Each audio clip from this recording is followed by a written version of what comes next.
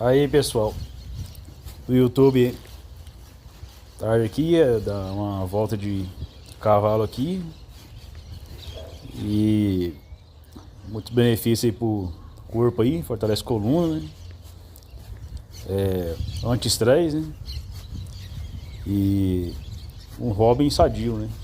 Longe de baladas aí, bebidas, pessoas aí que não vai acrescentar em nada na sua vida aí, que vai te abandonar aí na primeira dificuldade que vier.